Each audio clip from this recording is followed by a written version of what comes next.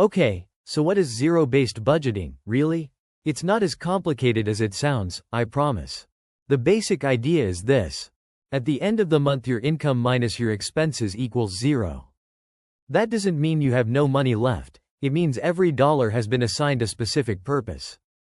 It's like giving every dollar a name and a job description. Think of it this way.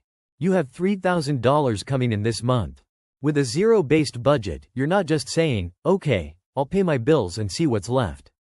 Instead, you're saying, $1,000 goes to rent, $500 goes to groceries, $300 goes to the car payment, $200 is for eating out, $500 goes into savings, and $500 is for paying off my credit card.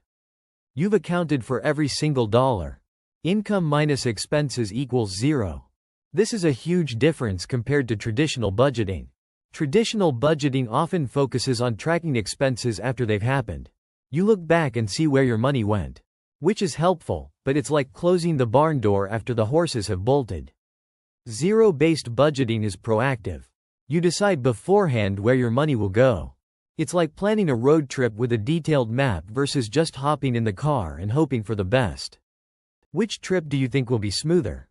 One of the biggest benefits of this method is that it makes you super aware of your spending habits. When you have to consciously assign a purpose to every dollar, you start to see where your money is really going. You might be surprised to find out how much you're spending on things you don't even really value. I know I was. I used to mindlessly buy coffee every day. I didn't think it was a big deal. But when I put it in the budget, I realized how much it was costing me every month. There are some common misconceptions about zero-based budgeting. Some people think it means you can't have any fun or that you have to be super strict with yourself. Not true. It's about making conscious choices about your spending, not depriving yourself. If you want to allocate money for entertainment or eating out, go for it. Just make sure it's part of your plan. Trust me, it's much more fun to enjoy a night out knowing you've already budgeted for it than to feel guilty about it later. Another misconception is that it's only for people who are in debt or struggling financially. While it's definitely helpful in those situations, it can benefit anyone who wants to gain better control of their finances, regardless of their income level. It's about building good money habits, which is something everyone can benefit from.